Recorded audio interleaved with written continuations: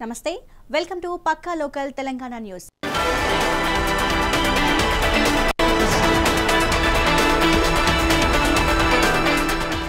Updates చూస్తే వాయువ్య బంగాళాఖాతంలో రానున్న 12 నుంచి 36 గంటల్లో అల్పపీడనం ఏర్పడే అవకాశం ఉందని హైదరాబాద్ వాతావరణ కేంద్రం ప్రకటించింది। దీని ప్రభావంతో తెలంగాణలోని కొన్ని ప్రాంతాల్లో భారీ నుంచి అతి భారీ వర్షాలు కురిసే అవకాశం ఉందని తెలిపింది। అటు ఉత్తర తెలంగాణ జిల్లాల్లో భారీ నుంచి అతి భారీ వర్షాలు కురిసే అవకాశం ఉందని వెల్లడించింది।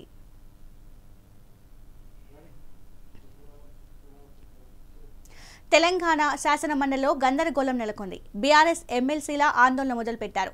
రాహుల్ కు సీబీఐ వద్దు, రేవంత్ కు సీబీఐ ముద్దు అంటూ మండలిలో బీఆర్ఎస్ సభ్యులు నినాదాలు చేశారు। పీసీ ఘోష్ కమిషన్ నివేదిక చించేసి నిరసన తెలిపారు।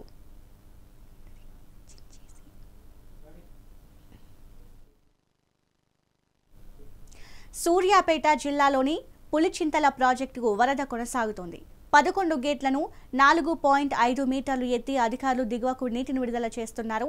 ఇక ఇంట్లో 3,28,727 క్యూసెక్కుల నీరు వచ్చి చేరుతోంది।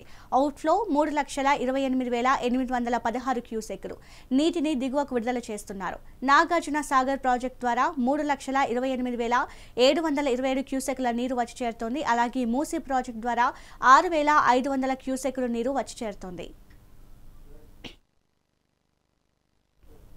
యాదగిరిగుట్ట సేవలకు అరుదైన అంతర్జాతీయ గుర్తింపు లభించింది। శ్రీ లక్ష్మీ నరసింహస్వామి దేవస్థానంకు కెనడా ప్రధాని ప్రశంసలు అందించారు।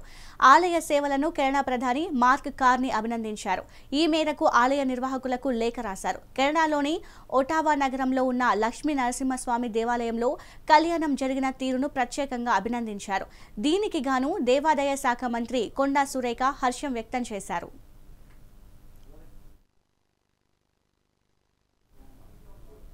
మహబూబాబాద్ జిల్లా కేంద్రంలో గణపతి నవరాత్రి ఉత్సవాల్లో భాగంగా గణేష్ మండపాల వద్ద అన్నప్రసాదం కోసం అన్ని ఏర్పాట్లు చేశారు మండప కమిటీలు।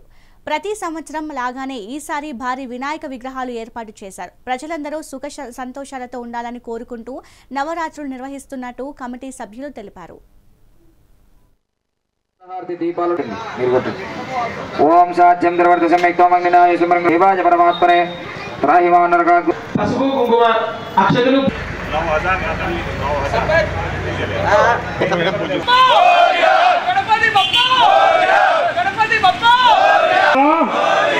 గణపతి బప్పా జై బోలో గణేష్ మహారాజ్। మహబూబాబాద్ నెహ్రూ సెంటర్లో నిత్యం ఎంతో బిజీగా ఉంటున్నటువంటి వ్యాపారస్తులందరికీ ఒక చక్కటి తలంపు వచ్చింది। ఈ గణపతి నవరాత్రుల్ని మనందరం కలిసి ఎందుకు చేసుకోకూడదు? ఎన్నో వాడలలో, ఎన్ని కాలనీలలో, రైల్వే స్టేషన్లో, బస్ స్టాండ్లో ఎన్నో చోట్ల వినాయక చవితి ఉత్సవాలను సామూహికంగా జరుపుకుంటున్నారు। ఈ తరుణంలో మన మొబైల్ షాప్స్ వారంతా ఈ ఒత్తిడిని అధిగమించడం కోసం, అందరం కాస్త సరదాగా గడపడం కోసం ఈ 9 రోజులు అందరము తమ వ్యాపారాలను పక్కకు పెట్టేసి ఆ గణపతి సేవలో పాల్పంచుకుంటున్నారు। నెహ్రూ సెంటర్లో ఈ మొబైల్ షాప్స్ అసోసియేషన్ మరియు ఇతరత్ర వ్యాపారస్తులందరూ కోరగానే మేమున్నాము, మేము సహకరిస్తాము అంటూ ప్రతి ఒక్కరూ స్వచ్ఛందంగా చందాలను అందించడం జరిగింది। అలాగే ఈరోజు ఇక్కడ ప్రప్రథమంగా ఏర్పరచుకున్నటువంటి వినాయక మండపం వద్ద మహాన్న ప్రసాద సేవా కార్యక్రమాన్ని కూడా నిర్వహించుకోవడం జరుగుతుంది। దీనికి దాతలు, పెద్దలు, విగ్రహదాతలు అందరూ ప్రతి ఒక్కరూ తమ శక్తి మేరకు సహకరించి ఈ భగవంతుని పండుగను విజయవంతం చేస్తున్నారు। ఎక్కడైతే సామూహికంగా కార్యక్రమాలు జరుగుతాయో అక్కడ భగవంతుని సహకారం తప్పక లభిస్తుంది। దానికి నిదర్శనం ఏంటంటే గత వారం 10 రోజుల నుంచి కురుస్తున్న వర్షాలు ఈరోజు ఎండలు కాస్తున్నాయి। అంటే మనం చేసే ఈ సేవా కార్యక్రమం భగవంతుడు సహకరిస్తున్నట్టుగా మేమందరం భావిస్తున్నాము। మహబూబాబాద్ కాళేశ్వరం ప్రాజెక్టుపై కాంగ్రెస్ ప్రభుత్వం కేసీఆర్ ను సీబీఐ విచారణకు ఆదేశించడంతో బీఆర్ఎస్ శ్రేణులు ఉమ్మడి మెదక్ జిల్లా వ్యాప్తంగా నిరసన చేస్తూ ధర్నా నిర్వహించారు। సిద్దిపేటలో బీఆర్ఎస్ శ్రేణులు రంగనాయక సాగర్ జలాశయం నుండి బిందెలతో నీళ్లు తెచ్చి అమరవీరుల స్తూపంకు జలాభిషేకం చేసి నిరసన వ్యక్తం చేశారు। ఈ కార్యక్రమంలో మాజీ ఎమ్మెల్యే పద్మా దేవేందర్ రెడ్డి పాల్గొన్నారు।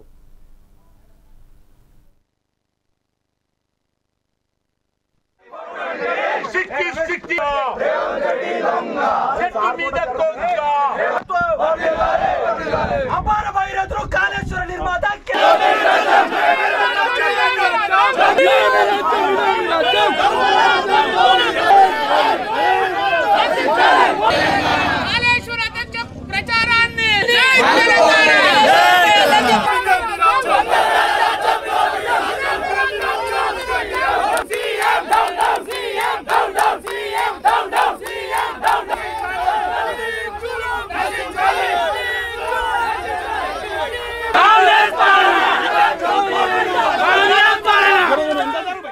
ఆర్ఎస్ ప్రవీణ్ కుమార్ మాట్లాడుతున్నారు. లైవ్ చూద్దాం.